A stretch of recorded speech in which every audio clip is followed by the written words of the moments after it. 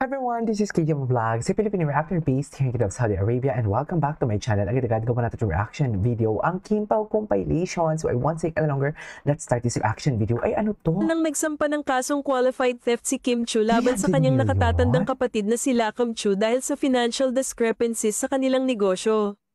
Ayon sa mga lumabas na ulat, tinatayang aabot sa 300 na milyong piso pataas, kasama ang isang condominium unit at savings, ang nawala sa aktres. Ito raw ang pinakamahirap na desisyon ni Kim, ngunit ginawa niya para sa transparency at accountability. Formal nang Ay, ano to? Siyempre naman. Siyempre naman kay Kimi. Ay, ano yung umiyak? Ay! Ako, legit ako. Parang gusto nyo lang ito i-visa talaga si Kim. Sa totoo lang. Diba? Diba? Gusto nyo talaga i-visa si Kim. Ay, ano na umiyak? Ay, hindi na talaga. Thank you! So ay, today, si Belle. Hanap tayo ng Kim Pao. May mangyayari. Bakit wala ng Kim Pao? Hanap tayo. Sorry. Ano? Wala na. Bakit walang Kim Pao? Ayan na. Ay, alam ko na. Puntahan na natin yung kay Kim Chiu na Facebook page. Kim Chiu. Andi, asan na kay Kim Chiu? Feeling ko marami tayong makikita dito kay Kim Chiu eh. Ay, ito din. Wala! Okay. Napanood na natin yan. Oh my God, ano to? Ate mo ako dapat nag-usap tayo. Totoo ba yan? Midora, huwag tayo dyan. Malandi kayo. Huwag tayo dyan. Dito tayo, huwag natin dagdagan yung lungkot ni Kim. Dito tayo. So, IG story niya. Hindi namin alam eh. We will get this one right. Wait.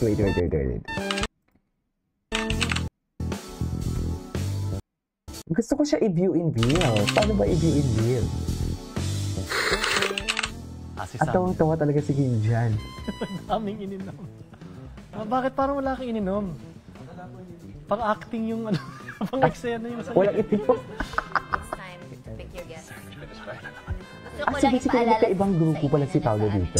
Tama. Magkaiba pala sila ng grupo. Na lahat kami poker face. We've come to an agreement. Yes, and it seems like isa lang sa kanila ang basa yung labi. Ay, basa yung labi. Sana all basa ang labi. It's gloss to! So I choose Kim Chiu. Charot ka talaga, Kim. Oh? Oh, what's this? 2000s. Oh, my favorite song. 2000s. Oh, my favorite Ay, di niya talaga sa pusa. Char. Takot sa pusa. Takot sa pusa. Ay, nakablock si Kim. Kailan to? Marami pang blessings, cutie. True. Ganun pala dapat. Marami pang blessings. Gawin yung anak ko. Pag kinabawasan ng sweldo, sinasabi ko sa iyo.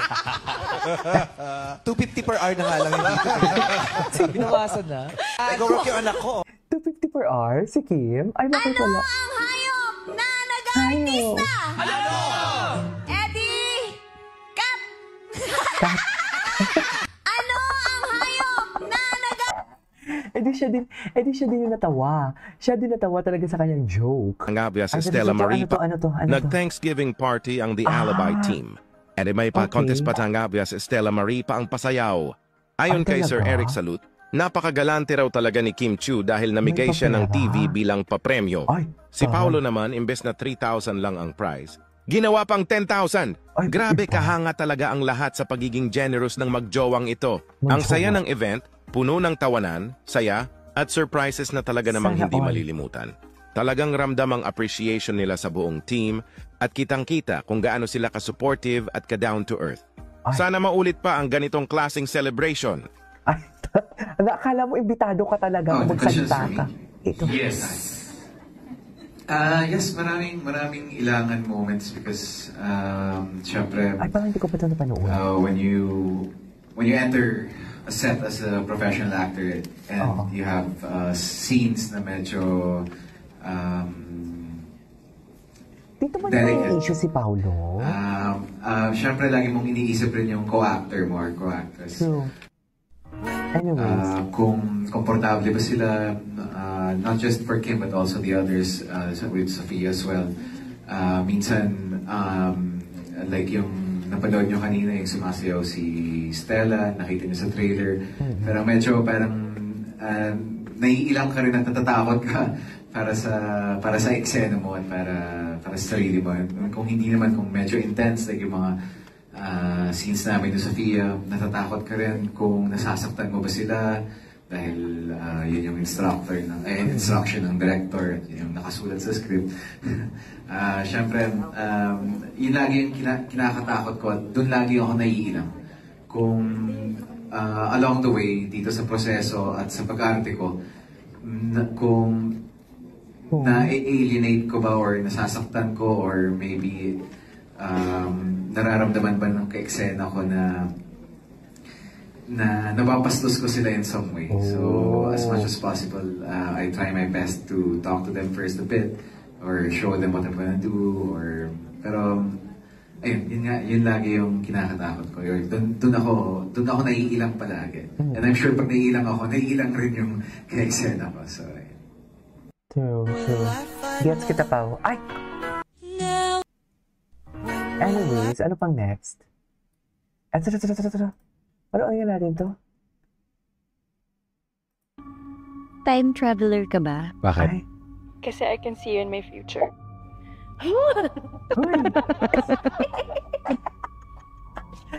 Time traveler ka ba? Bakit? Kasi I can see you in my future. Time traveler ka ba? Hindi ko to nakita. Time traveler ka ba? Bakit? Kasi I can see you in my future. Ay. Okay. Time traveler ka ba? Bakit? Kasi I can see you in my future. Kim, time traveler ka ba? What's next? Ano ba next dito? Gusto ko pa makita yung iba. Ay, ano to? Ay, atake.